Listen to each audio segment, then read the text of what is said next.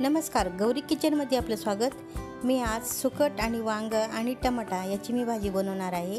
त्यासाठी वांगी घेतलेली आहे छोटी 2, टमाटा घेतलेला आहे, कांदा घेतलेला आहे, हळद घेतलेली आहे आणि सुकट घेतलेली आहे। ही आता आपण भाजीमध्ये टाकताना धुवून घेणार आहोत। आता एका पातेल्यामध्ये तेल टाकणार आहोत। तेल गरम करत ठेवलेलं आहे। 3 पळ्या मी त्याच्यामध्ये तेल टाकलेलं आहे। आता हे तेल गरम झाल्यानंतर जो कांदा आहे तो आता बारीक चिरून घेतलेला आहे, तो आता ह्या तेलामध्ये परतून घेऊया। हे बघा, अशा प्रकारे परतून घेतल्यानंतर त्याचा कसा कलर बदललेला आहे, असा लाल रंगावर झालेला हा कांदा म्हणजे तो पूर्ण शिजलेला आहे, त्याच्यातला कच्चेपणा निघून गेलेला आहे। हे बघा, अशा प्रकारे लाल झालेला आहे। आता याच्यामध्ये आपण 2 चमचे मसाला टाकूया। आपल्याला जसं तिखट हवं असेल त्याप्रमाणे हा मसाला आपण टाकू शकतो। हे बघा, आता हा मसाला तेलामध्ये परतून घेऊया। अर्धी चमची हळद टाकूया।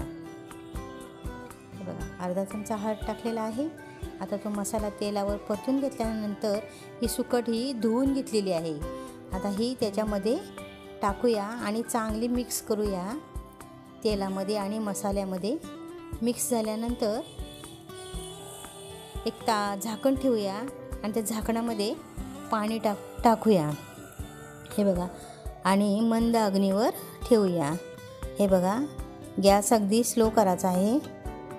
आता हा सुकट चांगली तेलावर परतलेली आहे। त्यामध्ये आता हा वांगा आपण छोटे छोटे जी वांगी होती ती चिरून घेतलेली आहे। आता ही यामध्ये मिक्स करूया। टोमॅटो मिक्स करूया, तो पण चिरून टाकलेला आहे।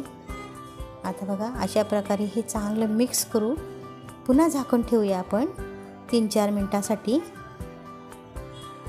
हे बघा, आता आपण झाकण काढूया।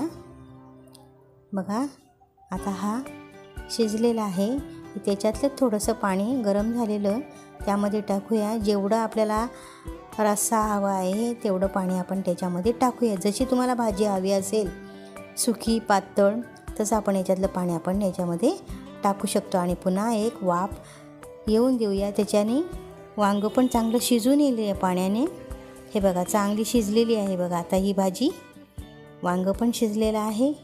आता याच्यामध्ये आपण आपल्या चवीप्रमाणे मीठ टाकून घेऊया। हे बघा, आता मीठ टाकल्यानंतर चांगलं मिक्स करूया।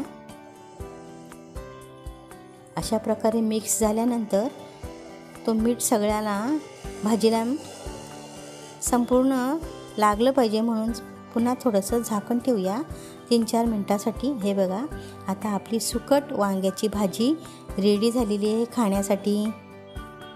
हे बघा, वांगं पण शिजलेलं आहे। आता ही आपण भाजी एका प्लेटमध्ये काढून घेऊया।